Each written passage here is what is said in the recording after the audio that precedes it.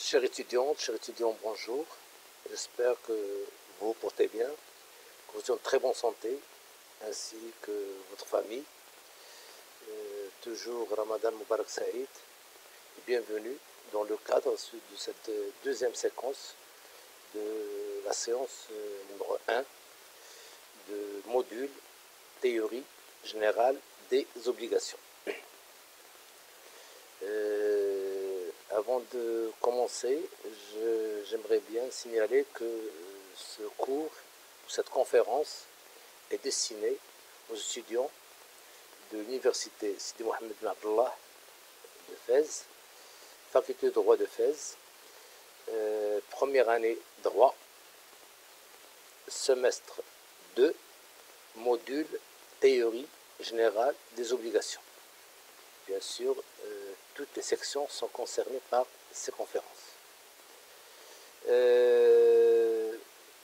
Pour un petit ou un bref rappel de ce qu'on a vu la séquence dernière, on a introduit la matière à travers une distinction entre le droit objectif et le droit subjectif. Ce droit subjectif qui nous intéresse beaucoup dans ce module, qui réglemente ou qu'on peut définir comme un ensemble de prérogatives, de pouvoirs accordés à une personne contre une autre personne ou à l'égard d'une chose, à travers lequel on a vu le concept d'obligation. Quand il y a un rapport juridique entre deux personnes, on parle d'obligation ou de droit personnel ou de droit de créance. Il y a un créancier, un débiteur, et le droit réel, le deuxième volet, le rapport juridique qui existe entre une personne et une chose. Le tout forme ce qu'on appelle le droit subjectif parce qu'il concerne des personnes. Contrairement à ce qu'on a vu au premier semestre, c'était le droit, c'était le sens du droit, c'était un ensemble de règles juridiques qui gouvernent le comportement des individus dans une société donnée à un moment donné, à travers lequel on a vu tout ce qui concerne la règle de droit, notamment ses spécificités, sa vie juridique depuis l'initiative de la loi jusqu'à son abrogation. Ce semestre, bien sûr, sera consacré au droit subjectif, notamment les obligations que j'ai définies lors de la dernière séquence, la première séquence. J'ai dit que l'obligation est définie comme un lien juridique par lequel une personne, appelée généralement le créancier, peut exiger d'une autre personne, appelée le débiteur, soit une prestation, soit une abstention. Et dans le domaine juridique, dans la pratique juridique, le nombre des obligations est illimité. On ne peut pas les recenser. On ne peut pas les étudier une par une. Il nous faut plusieurs mois, ou je dirais plusieurs années. La seule chose qu'un juriste puisse faire, c'est de procéder à leur classification. Sonef iltizamat. Pourquoi? Parce que quand le juriste procède à la classification des obligations, en groupe bien entendu, comme on le verra tout à l'heure, chaque groupe est en principe soumis au même régime juridique. La tâche est facile. Et la classification des obligations en plusieurs groupes a un grand intérêt, étant donné qu'il va nous permettre de connaître les techniques et le régime juridique à chaque groupe d'obligations. Alors, les juristes ont tenté de classer les obligations en plusieurs groupes. Et nous aussi, on va tenter la même chose. Et on va procéder à la classification des obligations d'après leur nature. Et là, on va distinguer entre les obligations naturelles, les obligations civiles. En deuxième lieu, on va classer les obligations d'après leur objet. Et là, on va distinguer entre les obligations de donner, les obligations de faire, les obligations de ne pas faire. En troisième lieu, on va distinguer entre les obligations, on va classer les obligations d'après leur force ou d'après leur intensité. Et là, on va distinguer entre les obligations de résultats, les obligations de moyens, les obligations dur croire. Et en quatrième et dernier lieu, on va classer les obligations d'après leur source. Et là, on va distinguer entre les obligations contractuelles, les obligations, quasi contractuelles, les obligations qui résultent de l'engagement unilatéral, les obligations délictuelles, les obligations quasi délictuelles. Là, c'est la classification les classifications les plus importantes et qu'un juriste qui a décidé de poursuivre les formations en droit doit impérativement connaître parce qu'ils contiennent des mécanismes que je considère très importants et très fructueux pour sa formation en tant qu'un bon juriste. Donc, on va commencer par la première classification qui consiste à distinguer, à classer à classer les obligations d'après leur nature. صنف الالتزامات من حيث بحسب طبيعتها. Et là, on va distinguer entre les obligations civiles et les obligations naturelles. Quand on classe les obligations d'après leur nature, on doit, bien sûr, distinguer entre les obligations civiles et les obligations naturelles. Tout d'abord, je vous rappelle que la définition, encore une fois, la définition de l'obligation sur le plan juridique, on s'accorde aujourd'hui, pratiquement dans le monde entier, pour dire que l'obligation, c'est un lien juridique. Al-iltizam rabita qanuniya. C'est un lien juridique par lequel une personne appelée le créancier peut exiger d'une autre personne appelée le débiteur soit une prestation, soit une abstention. Et là, le terme qui est très important dans cette définition, c'est le terme exigé. Et là, je ne vais pas revenir sur ce détail parce qu'on a vu qu'un créancier, dans le cadre d'une obligation, face à un débiteur, a des moyens publics et des moyens privés pour contraindre son débiteur à exécuter ce qu'il doit exécuter. Donc, j'ai dit la première classification, c'est la classification des obligations d'après leur nature, qui va nous permettre de distinguer entre les obligations civiles et les obligations naturelles. Alors, les obligations civiles sont celles qui confèrent au créancier une action en justice, da'wa qada'iyya, une action en justice pour obtenir, je dirais, leur exécution. C'est le cas, par exemple, c'est le cas de l'obligation de paiement du prix qui incombe à l'acheteur d'une chose. Ou encore de l'obligation alimentaire, l'obligation alimentaire du père ou de la mère à l'égard de leur enfant et réciproquement, comme le prévoit le code de la famille. Les parents, ils ont des obligations civiles vis-à-vis de leurs enfants, notamment l'obligation de nourrir, loger, habiller et scolariser les enfants. C'est ce que dit le code de la famille. Un père de famille, un homme marié, a 4 obligations légales que la loi lui impose. Nourrir, loger, habiller et scolariser ses enfants. D'après le code de la famille, qui entre en vigueur, en octobre 2004. Donc le bénéficiaire d'une obligation civile peut automatiquement et forcément saisir le juge en cas de refus du débiteur, qui est le père ou la mère, d'exécuter volontairement sa prestation ou d'observer l'abstention à sa charge, ce qu'il ne doit pas faire. On appelle ça des obligations civiles. Pourquoi? Parce qu'ils sont pourvus. C'est pourquoi on les appelle des obligations civiles. Des obligations pourvues de sanctions. Et c'est du reste ce qui distingue l'obligation civile de l'obligation naturelle. L'obligation naturelle est dépourvue de sanctions. Il est dépourvu de sanctions.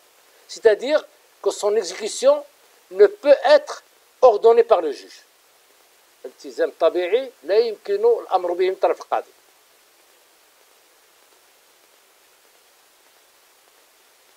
Il ne faut toutefois pas confondre l'obligation naturelle avec l'obligation purement morale, التزام الأخلاقي. Sans doute, le recours au juge est-il exclu pour les deux? Je vous donne des exemples des obligations naturelles. Parmi les exemples que je peux vous donner, l'obligation naturelle qui est entre frères et sœurs. Ce qu'on appelle l'obligation alimentaire entre frères et sœurs. Il se peut qu'on a dans la vie, qu'on retrouve dans la vie, un frère milliardaire et une sœur qui crève de faim. Rien n'oblige le frère à aider sa sœur. Pourquoi? Parce que c'est une obligation naturelle. S'il veut l'aider, il va le faire dans le cadre d'une obligation naturelle. C'est un très bon exemple. L'obligation alimentaire entre frères et sœurs. En revanche, je dis bien en revanche, l'obligation alimentaire entre père et fils, et inversement entre fils et père, c'est une obligation civile, une sanction. Un père qui abandonne sa famille risque des sanctions. Et un fils aisé, bien sûr qu'il a les moyens, qui abandonne ses parents risque des sanctions, d'après le droit marocain. Donc, c'est pourquoi j'ai dit il ne faut pas confondre l'obligation naturelle et l'obligation purement morale. Sans doute, le recours au juge est-il exclu pour les deux?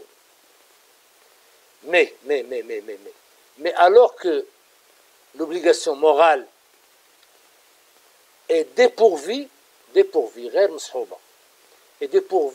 d'effets juridiques, alors que l'obligation naturelle a quelques effets juridiques que je vais préciser tout à l'heure. Puisque celui qui exécute une obligation naturelle, fait, je dirais, celui qui exécute une obligation naturelle d'une manière consciencieuse, c'est-à-dire consciemment et spontanément, cette personne-là sera irrecevable à en demander la restitution. Exemple, un frère aisé, il a les moyens, millionnaire ou milliardaire, qui décide d'aider financièrement sa sœur qui crève de faim, qui n'a pas les moyens. Il lui a donné une somme d'argent. Bien, c'est un bon acte de bienfaisance. Alors ce frère-là, après l'exécution, n'aura plus le droit de restituer ce qu'il a donné. Autrement dit, rappelez-vous cette phrase, toute obligation naturelle exécutée se dégénère en obligation civile, changement de statut. Changement de statut. Tout à l'heure était une obligation naturelle, il n'est pas sanctionné. Lorsqu'il est exécuté, une fidèle, obligation civile. Tu n'as plus le droit de restituer restituer ce que vous avez donné, ce que vous avez exécuté. Pourquoi? Parce que vous l'avez exécuté de manière consciencieuse, de manière spontanée. Donc, vous êtes irrecevable à en demander la restitution. Ce que je veux dire par là, c'est que celui qui exécute une obligation naturelle fait un paiement sans cause,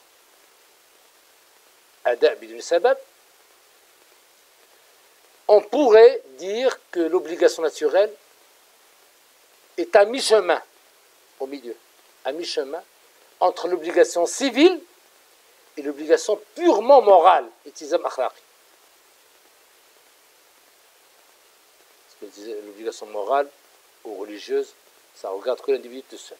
Aucune sanction, aucun exemple. La loi, aucun texte dans le droit marocain oblige les Marocains à dire salam alaikum quand vous rencontrez quelqu'un. Si vous ne le dites pas, vous ne serez pas sanctionné. Ça reste dans le cadre de l'obligation morale. De même, vous êtes dans le bus, il y a une personne âgée à côté de vous qui est debout, il n'a pas de siège, et vous avez le choix entre rester dans votre siège assis confortablement ou lui céder la place. Ça dépend de votre morale, akhlaq direct. Si vous ne le faites pas, et si la personne souffre à côté de vous parce qu'il est debout, c'est une personne âgée, on ne peut rien faire contre vous parce que vous n'avez pas cédé la place. On ne peut rien faire. Ça reste dans le cadre de l'obligation morale. C'est un akhlaq. Bien entendu, vous le savez très bien. Ce cours, notre module, théorie générale des obligations, c'est un cours qui ayant pour objet les obligations civiles, les obligations naturelles, n'intéressent pas notre propre. Mais il est néanmoins utile de savoir quelles ces obligations naturelles existent et que leur domaine est même, je dirais, relativement large.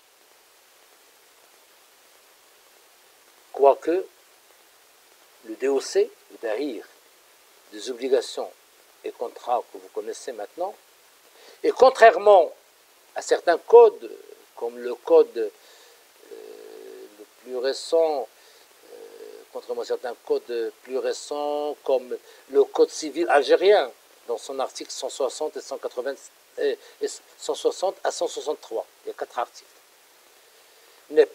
Notre DOC n'a pas consacré, contrairement au code civil algérien, des dispositions de portée générale à l'obligation naturelle. Et bien entendu,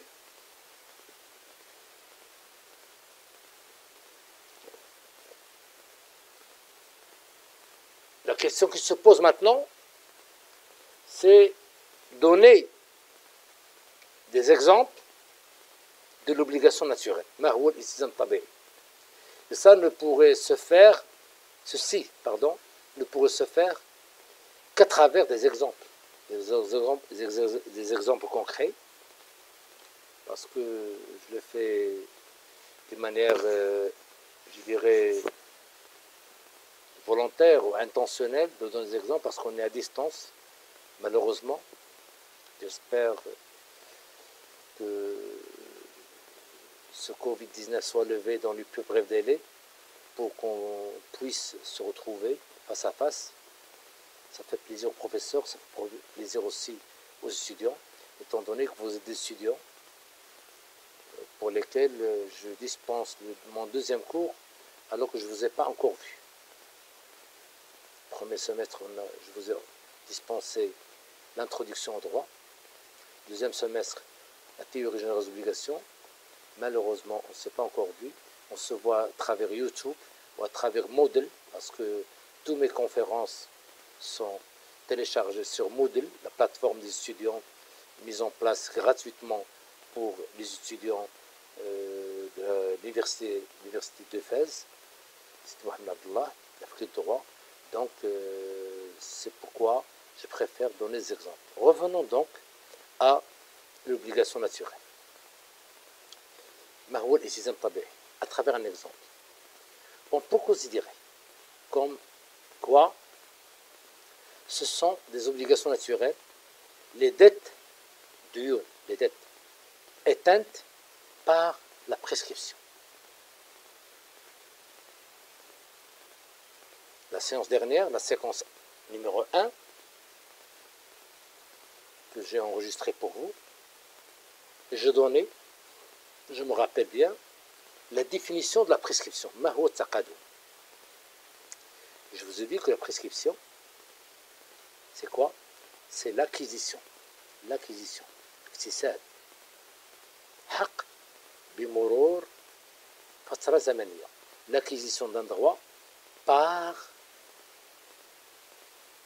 l'écoulement d'un laps de temps. Imaginez, en matière commerciale, l'article 5 du Code de commerce nous dit que les obligations entre commerçants se prescrivent par la durée ou par l'écoulement de 5 années. Vous êtes commerçant et je suis commerçant. Vous avez une facture à me payer de 20 000 dirhams. J'ai 5 ans pour vous demander de me payer. Si je ne le fais pas durant les 5 années, prescription. Je ne peux rien faire, même si j'irai au tribunal de l'Ahi, je n'aurai pas le droit de vous demander le paiement du montant de la facture. Pourquoi? Juridiquement, canonien, il y a une prescription. Donc, pourquoi je vous dis ça? Pour vous dire que dans le cadre des obligations naturelles, les dettes éteintes par la prescription,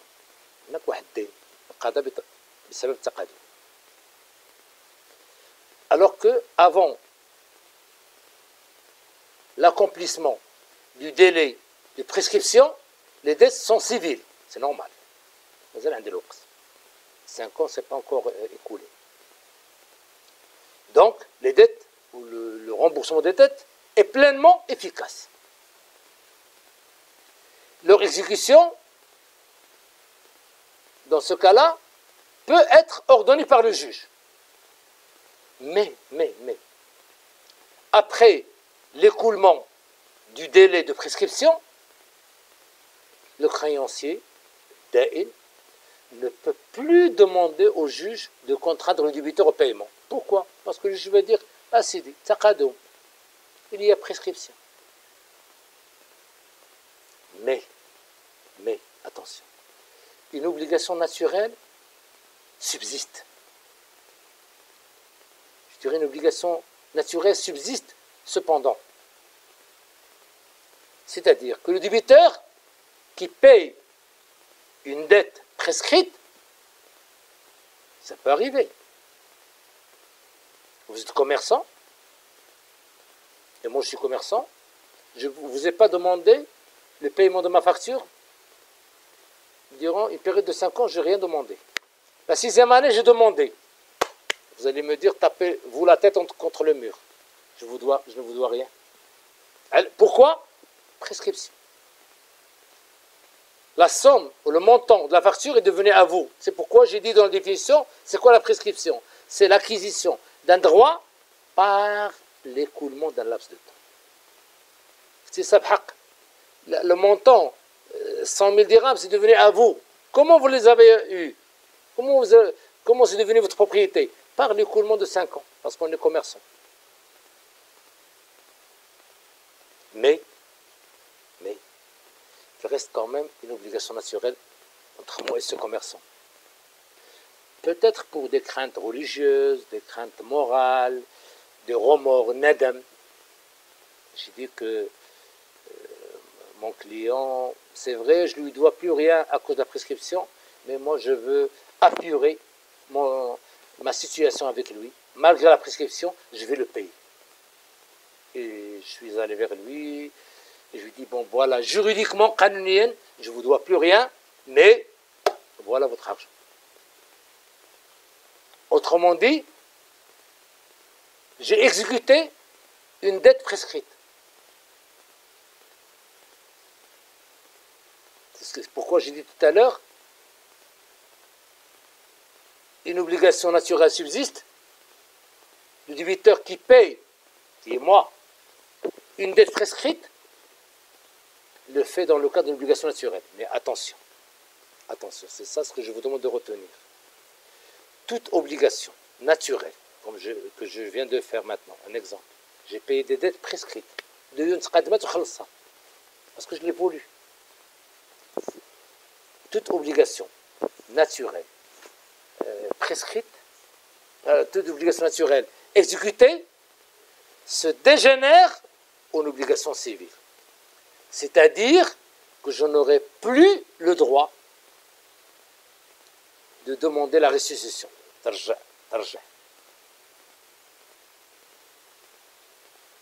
Dans ce cas, l'obligation naturelle devient une obligation civile dégénérée. Un autre exemple. Constitue également une obligation naturelle, l'obligation alimentaire, entre les frères et sœurs.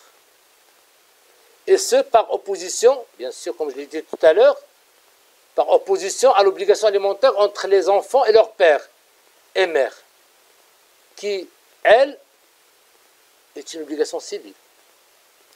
Par conséquent, une personne ne peut saisir le juge pour demander à son frère ou à sa sœur des aliments, mais le frère qui fournit des aliments à son frère ou à sa sœur ne peut exercer l'action en répétition.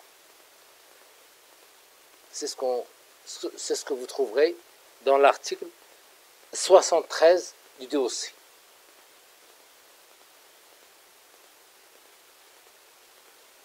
La loi ne vous oblige pas d'aider votre sœur ou de votre frère, parce qu'il n'y a pas d'obligation alimentaire entre frères et sœurs dans la loi.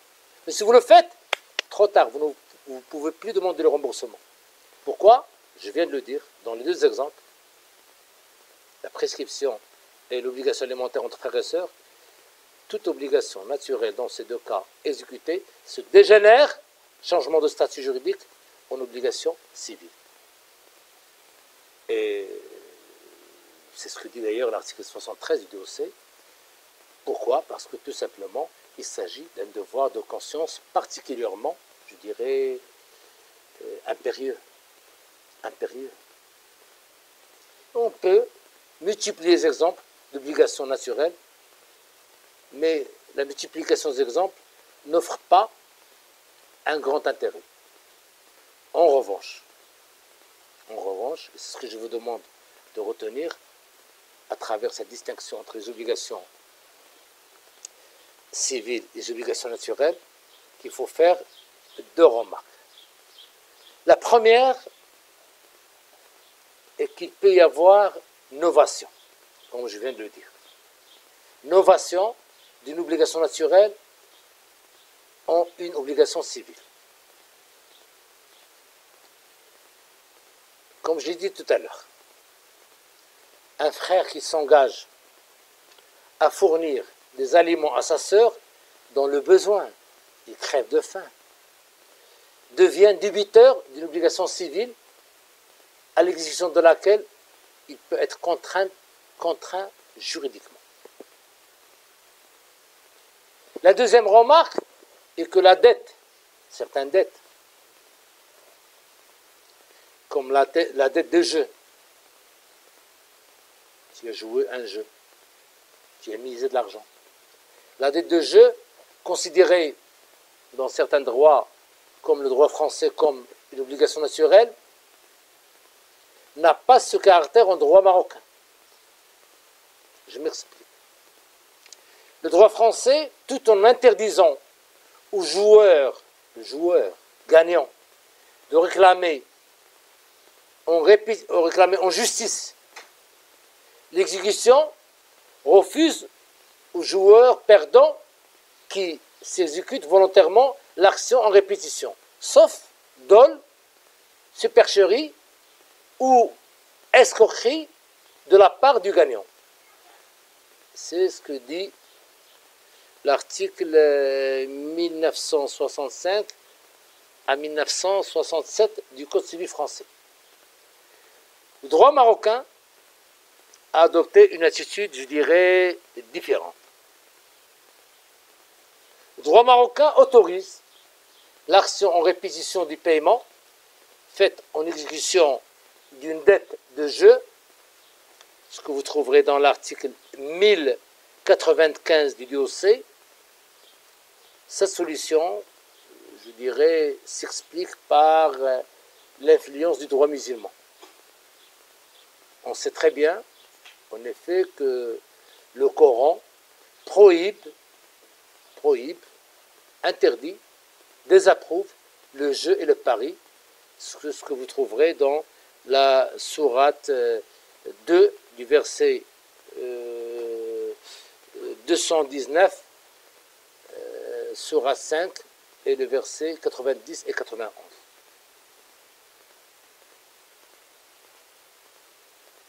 Voilà ce qu'on peut dire sur la première classification des obligations d'après leur nature. Et comme on classe les obligations, quand on classe les obligations d'après leur nature, vous savez très bien qu'on doit distinguer entre les obligations naturelles et les obligations civiles. Maintenant, vous connaissez le régime juridique applicable aux deux obligations. Maintenant, on va passer au paragraphe 2, la deuxième classification, qui a une importance considérable pour les juristes, comme vous, et qui concerne la classification des obligations d'après leur objet. Et là, on va distinguer trois séries d'obligations. L'obligation de donner, l'obligation de faire, l'obligation de ne pas faire,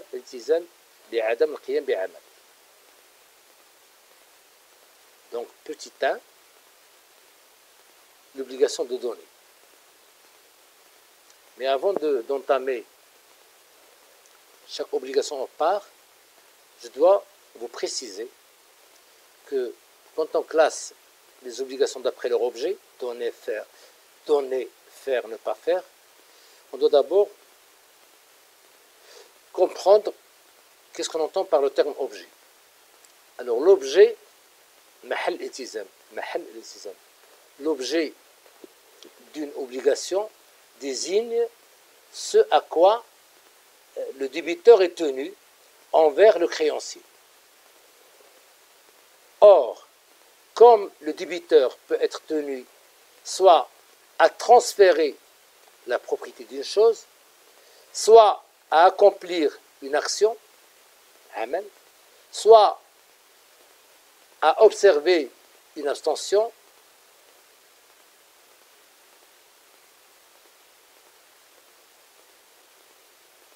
les Romains classèrent les obligations en obligation de donner, d'art, de faire, facer, ou de ne pas faire, non facer.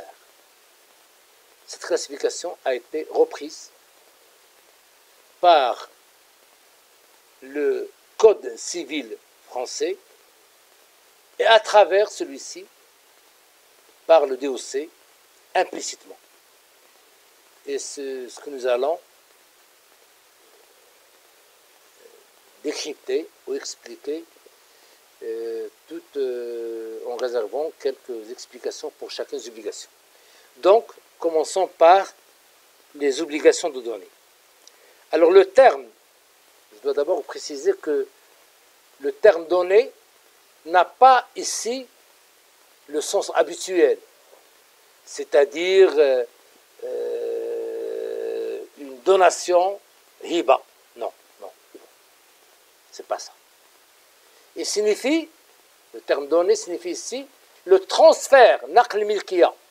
Il signifie le transfert de la propriété ou de tout droit, je dirais, préexistant. On a vu ça dans la séance dernière, les usufruits, la servitude, les droits incorporels, etc. C'est-à-dire la création d'un droit réel sur les choses d'autrui ou la livraison d'une chose fongible ou consentible.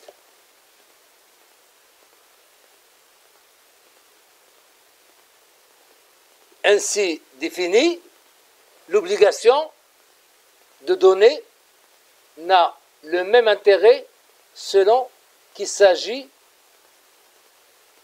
de corps certains ou de choses de genre. Ce que je veux dire par là, c'est que lorsque un créancier s'engage vis-à-vis d'un débiteur, peu importe la nature de l'obligation,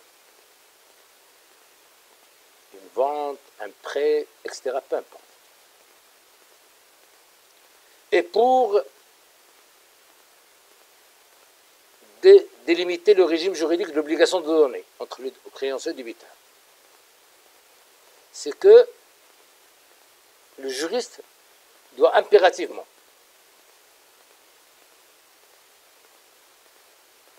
faire la distinction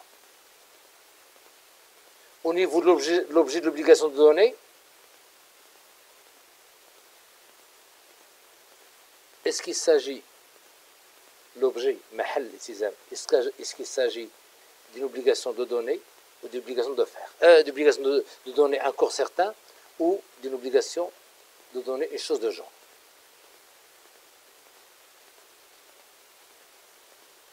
Je m'explique, encore une fois. Quand un créancier s'engage, ou un débiteur s'engage vis-à-vis d'un créancier, et l'objet de l'engagement c'est donner quelque chose, vous allez me dire, monsieur, où est le problème? L'obligation de donner, venez de le dire, c'est l'obligation de transférer la propriété d'une chose de la part du débiteur au créancier. C'est là. Où est le problème juridique? Non, il y a un grand problème sur le plan juridique. Ce grand problème consiste à celui de savoir à quel moment, le moment exact où la responsabilité du débiteur commence et celui où elle cesse. C'est-à-dire connaître le moment exact du transfert de propriété. Parce que juridiquement, qui dit transfert de propriété, dit transfert de risque. Et qui dit transfert de risque, dit transfert de responsabilité.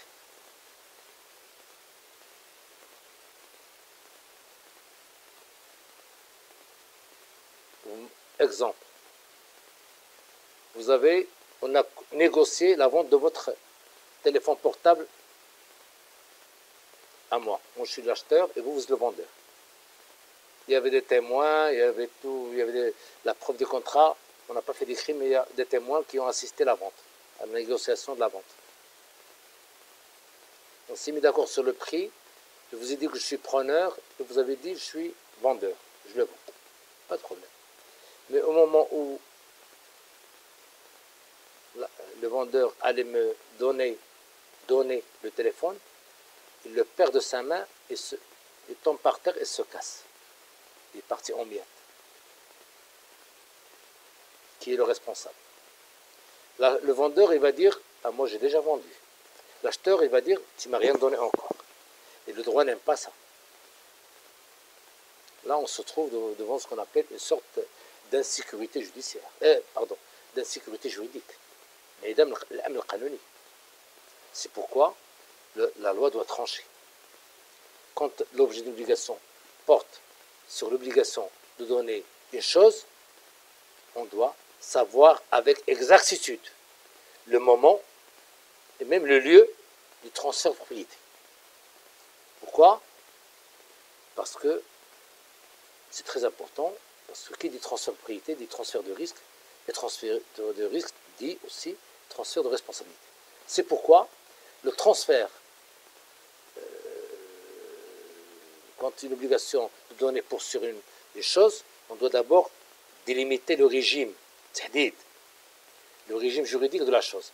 Est-ce qu'il s'agit d'un corps certain ou d'une chose fongible? Parce qu'en droit, une obligation de donner ne peut porter que sur l'une des deux choses suivantes. Un corps certain ou une chose de genre. Vous allez me dire, monsieur, c'est quoi un corps certain? Alors le corps certain, définition, c'est toute chose individualisée. Toute chose identifiée. Toute chose qu'on ne risque jamais de confondre avec une autre. Exemple, la voiture est un corps certain. Elle lèche. Pourquoi? Parce que dans toutes les voitures du monde, il y a un numéro de châssis qui est spécifique, qui est unique à chaque voiture. Donc on dit que la voiture c'est un corps certain. Une maison ou un immeuble immatriculé est un corps certain. Pourquoi? Parce que le numéro du registre foncier. Donc vous avez une idée sur le corps certain. Le corps certain, donc, c'est toute chose individualisée, identifiée, et qu'on ne peut pas confondre les unes avec les autres. Ce sont des choses qu'on ne peut pas confondre les unes avec les autres. Alors, la question qui se pose, pour les corps certains, d'ailleurs on les appelle aussi des choses non fongibles.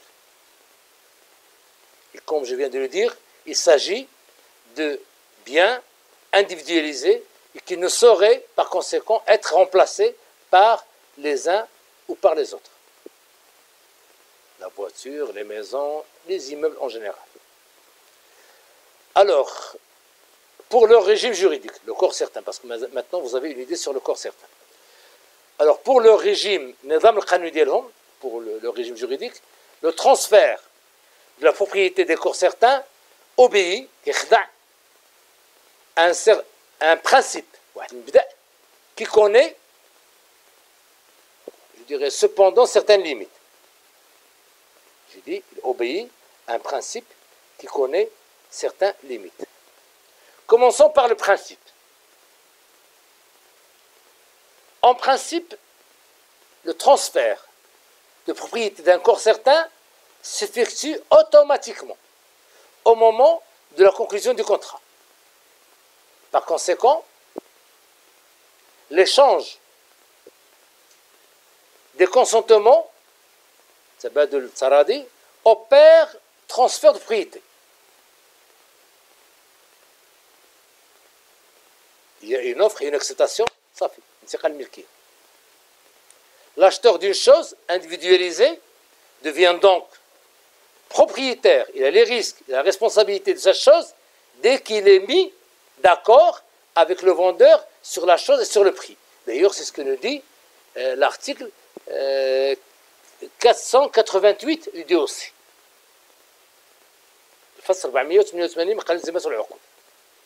Dans ce cas, l'obligation de donner qui incombe au vendeur passe en quelque sorte, je dirais, inaperçu. Il est exécuté dès sa naissance. Certes, après la conclusion de la vente, le vendeur est tenu de livrer la chose, d'en transférer la possession. Cette obligation n'est toutefois pas une obligation de donner, mais une obligation de faire. Nous verrons ça tout à l'heure. Moi, je vise ici, je suis en train de vous expliquer, c'est le moment exact du transfert de propriété. Je rappelle, qui dit transfert de propriété dit transfert de risque, transfert de responsabilité aussi. Donc, voilà pour le régime juridique ou le principe en ce qui concerne l'obligation qui a pour objet l'obligation de donner. Maintenant, les limites, les exceptions.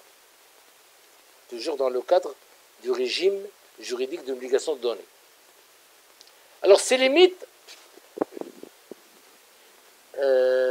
peuvent d'abord d'être conventionnelles, c'est faqiyya.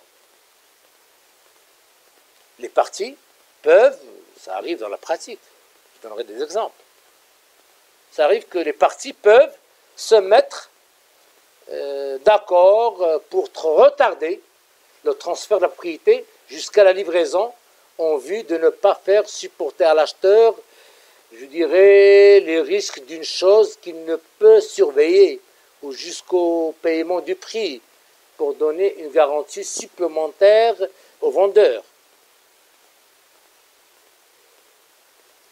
Ces limites peuvent aussi découler de la loi elle-même. De la loi elle-même. Et là, je vais vous donner un exemple. Pour les immeubles immatriculés, le transfert de propriété, une maison, un appartement, vous avez acheté un appartement, un terrain, un immeuble, le transfert de propriété ne s'effectue pas par l'accord des parties, mais par l'inscription, ou par l'enregistrement et l'inscription sur le registre des livres fonciers. Il résulte en effet de la loi sur l'immatriculation des immeubles que les actes volontaires et les conventions tendant à constituer, transmettre, déclarer, modifier ou éteindre un droit réel ne produisent d'effet même entre les parties qu'à dater de l'inscription, sans préjudice des droits et actions réciproques des parties pour l'exécution de leur convention. À travers ce que je viens de dire, je dirais par conséquent, le contrat de vente portant sur un immeuble immatriculé ne crée point ou ne crée pas au profit de l'acheteur un droit réel, on a parlé la séquence dernière du droit de la propriété sur l'immeuble, mais simplement un droit personnel vis-à-vis du vendeur. Celui-ci, c'est-à-dire le vendeur, a une obligation de donner. Il doit transférer la propriété de l'immeuble vendu à l'acheteur. Or, comme l'obligation de donner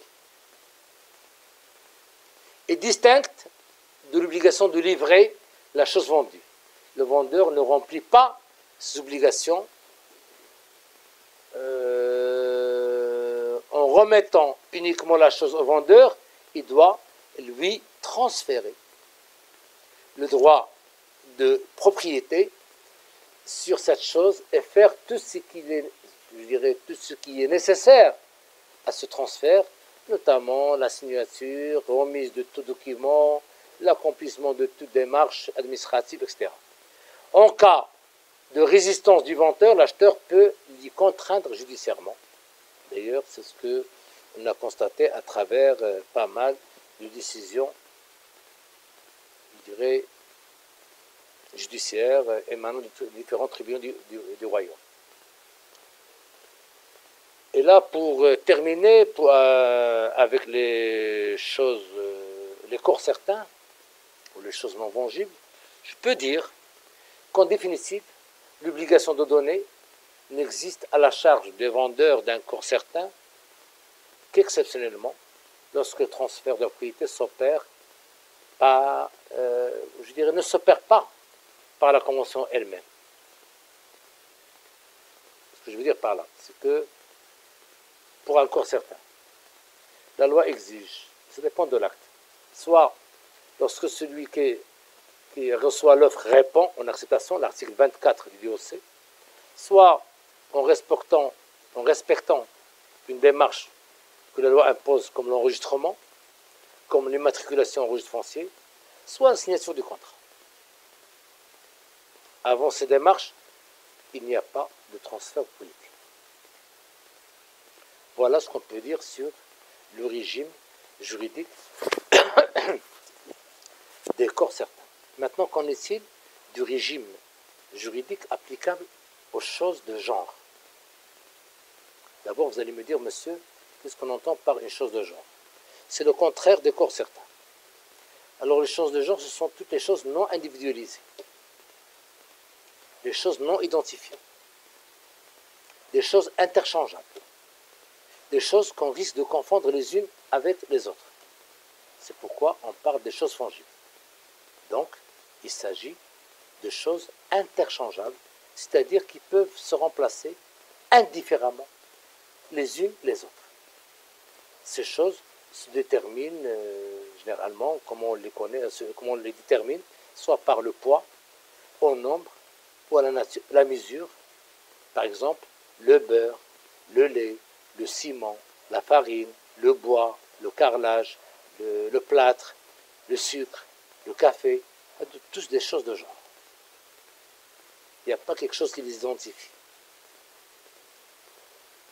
Alors, pour ces choses, la naissance et l'exécution de l'obligation de donner ne se confondent pas. Ainsi, la vente d'une chose de genre ne transfère pas immédiatement la propriété à l'acheteur. Ce transfert ne s'opère qu'après individualisation. Par conséquent, le vendeur n'est considéré comme,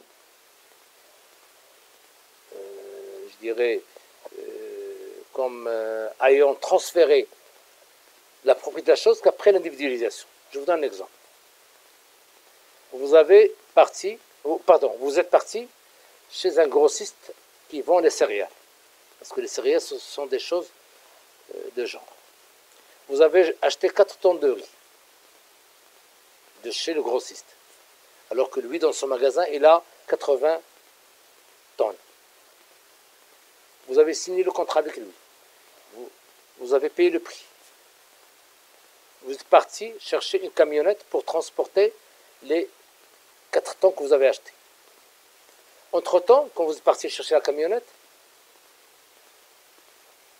le magasin du grossiste a pris feu. Toute la marchandise a été incendiée. Question d'examen. L'acheteur, qui est vous, est-il responsable des 4 tonnes achetées? 2 scénarios pour répondre à cette question. Premier scénario,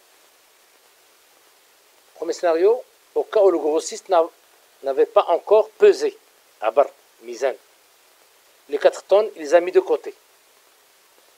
Imaginez qu'il a pesé avant que vous partiez chercher la camionnette ou la pick-up. Il a pesé les 4 tonnes, il les a mis de côté. Il les a individualisés. Dans ce cas-là, l'acheteur il est responsable, il est perdant, il est responsable de la perte de ces 4 tonnes. En revanche, et c'est le cas le plus fréquent, au cas où le vendeur avait dit à l'acheteur, on va peser les 4 tonnes une fois la camionnette sera là. Il n'a pas pesé, il n'a pas individualisé, il n'a pas identifié. Et le magasin a pris feu. Dans le deuxième scénario, c'est le grossiste qui supportera la perte des 4 tonnes, non pas l'acheteur. Donc, voilà un exemple qui montre que à quel moment exact le transfert de propriété d'une chose de genre s'opère. C'est-à-dire, que je peux vous donner la règle de droit, c'est que lorsqu'une obligation entre un créancier et un débiteur porte sur une chose de genre, le transfert de propriété s'opère après l'individualisation, la mise à côté de la chose vendue. Soit par le pesage, le mesurage, c'est pour que ce soit des tissus, c'est une chose de genre, le tissu. Le comptage des unités, des chaises qui ne sont pas identifiées, des bureaux, je ne sais pas quoi, ou par le jugeage quand il s'agit d'un liquide, de l'huile, du miel, etc. Tant que la chose n'a pas été jaugée, mesurée, comptée, pesée, la charge, la responsabilité est à la charge du vendeur. Une fois individualisé, je pense que la règle est claire, la charge ou la responsabilité est à la charge de l'acheteur. Voilà ce qu'on peut dire sur le régime juridique applicable aux obligations de donner, qu'il s'agit d'un objet, d'une obligation qui porte sur encore certains, ou d'une chose de genre. Maintenant, qu'en est-il du deuxième objet d'obligation? L'obligation peut avoir comme objet faire quelque chose, to-do, faire quelque chose. Alors d'abord, Je peux m'engager en tant que débiteur vis-à-vis de vous en vue de peindre votre maison. Là, je ne vais rien vous donner. J'ai une obligation de faire vis-à-vis de vous. Ce que je veux dire par là, c'est qu'il y a obligation de faire lorsque le débiteur, qui est moi, est tenu de faire quelque chose, d'accomplir un fait positif. On parle aussi d'obligation positive. Évidemment, ce fait ne doit pas consister en un transfert de propriété d'un bien ou une constitution d'un droit réel sur ce bien. Car dans ce cas-là, comme je viens de le dire, l'on est en présence d'une obligation de donner, comme on vient de le dire, qu'on a déjà examiné tout à l'heure. Mais là, c'est une prestation que je vais accomplir. Et je dois vous dire que le domaine des obligations de faire est très vaste. Étant dans la pratique quotidienne ou juridique à se développer.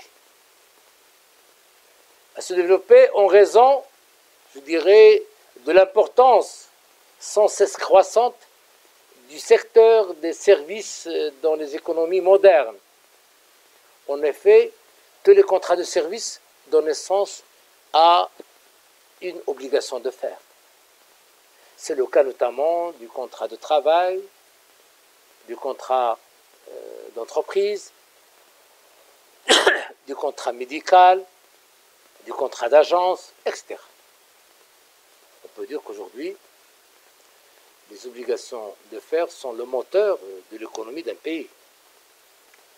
Et sur le plan juridique, ce que vous devez savoir, c'est que, en comparant les obligations de faire et les obligations de donner qu'on vient de voir, sur le plan juridique, il y a une distinction importante qu'il faut faire en ce qui concerne la sanction de l'inexécution de l'obligation.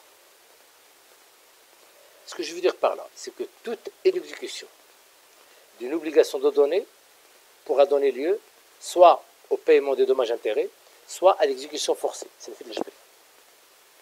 En revanche, les deux scénarios ne sont pas possibles pour l'inexécution d'une obligation de donner et de faire. Pourquoi? Parce que il y a un adage juridique qui dit que nul ne peut être tenu à faire ce qu'il n'a pas envie de faire. Sinon, le viol sera permis par la loi. C'est pourquoi on ne peut pas imaginer, on ne peut pas concevoir une exécution forcée, lors d'inexécution d'une obligation de faire. Ce que je veux dire par là, et comme le dit, si ma connaissance, ma mémoire est bonne, l'article 461 du DOC, toute inexécution d'obligation de faire se résout en dommages-intérêts. Et jamais d'exécution forcée. Toute inexécution d'une obligation de faire se résout en dommages-intérêts. C'est l'article 261. Et pas 461. 261, toute du DOC, d'ailleurs des obligations de contrat, toute inexécution d'obligation de faire se résout en dommages-intérêts. Et jamais d'exécution forcée. Donc, c'est un point juridique très important. En revanche, dans les obligations de donner, on peut imaginer deux cas. Premier cas, l'exécution forcée, quand c'est possible. Si ce n'est pas possible, la chose n'est plus là, dommage-intérêt. Maintenant, quelques mots sur l'obligation de ne pas faire. Troisième objet de l'obligation. L'obligation de ne pas faire. Ça arrive, dans le cadre d'un contrat, que le débiteur s'engage à ne pas accomplir une prestation. C'est légal. L'exemple, l'hypothèse d'école qu'on donne dans tous les cours à travers le monde, c'est lorsque c'est l'obligation relative à qui concerne l'acheteur d'un fonds de commerce. L'acheteur d'un fonds de commerce a une obligation de ne pas faire, c'est-à-dire l'obligation de ne pas réouvrir un fonds de commerce similaire à celui qui a été vendu. Il a une obligation de ne pas faire. Autrement dit, il y a obligation de ne pas faire lorsque le débiteur est tenu de s'abstenir de certains actes. On parle aussi, le juriste parle aussi d'obligation négative. Je donnais l'exemple du vendeur du fonds de commerce qui n'a pas le droit de réinstaller un commerce similaire dans un rayon déterminé. Pourquoi? Parce qu'il a vendu son fonds de commerce.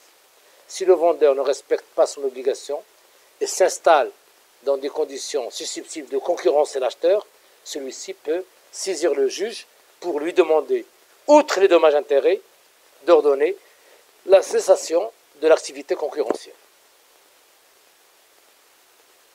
On peut donner d'autres exemples, l'obligation de ne pas faire. L'exemple que je peux vous donner, un deuxième exemple, l'obligation de ne pas faire, l'obligation en matière de bail. Par exemple, le contrat de bail impose au locataire un certain nombre d'obligations de ne pas faire. Exemple, celle de ne pas changer la destination des lieux loués. Un salon doit rester un salon. Une cuisine doit rester une cuisine. Une chambre à coucher doit rester une chambre à coucher. Deuxième obligation pour le bailleur, le locataire, ne pas se louer. Mieux encore, ne pas dégrader les lieux loués, etc. Un troisième exemple constitue également une obligation de ne pas faire, l'obligation, ce qu'on appelle de non... si ma mémoire est bonne, c'est en matière immobilière, l'obligation de non-tolandi, c'est du latin. Non-tolandi, j'espère que je ne commande pas la tolandi. Tolandi, c'est-à-dire c'est une obligation de ne pas faire imposer à tout acheteur d'un immeuble en vue d'une construction. L'obligation non-tolandi consiste à ce que l'acheteur de l'immeuble à construire a l'obligation de ne pas faire, qui est l'obligation de ne pas dépasser le nombre, la hauteur, le nombre d'étages fixé par la loi ou par l'agence urbaine. Vous avez acheté un terrain où il y a R plus 4, vous avez une obligation de ne pas faire. Vous avez l'obligation de ne pas dépasser le nombre d'étages imposés par l'agence urbaine de la ville ou par la loi. Donc tout propriétaire a l'obligation de ne pas construire, de ne pas dépasser une certaine hauteur, on appelle ça l'obligation de non-tolandi, c'est l'obligation de ne pas dépasser le nombre d'étages imposés par la loi. Donc voilà. Alors la même chose, pour terminer avec l'obligation de ne pas faire, en cas d'exécution, j'ai dit la remise, la sanction, jamais d'exécution forcée, mais uniquement des dommages-intérêts, comme le dit l'article 262 du DOC, plus la remise des lieux en l'état. Si vous avez dépassé le nombre d'étages, on va démolir, les autorités, des riboulks, ils vont démolir l'étage en plus, et plus le paiement de dommages-intérêts, plus des sanctions, ça peut être même des sanctions pénales. Aujourd'hui au Maroc, en cas de dépassement de la hauteur qu'il ne faut pas dépasser, ça peut entraîner même des sanctions pénales. Et voilà, j'ai terminé la deuxième classification des obligations d'après leur objet, obligation de donner, faire, ne pas faire. Il nous reste maintenant à passer à la troisième classification des obligations d'une importance considérable, c'est la classification des obligations d'après leur force. Et là, on va distinguer trois types d'obligations, l'obligation de résultat, l'obligation de moyens et l'obligation d'urcroire, qui est nouvelle. Donc, cette classification va faire l'objet de la séquence numéro 3 de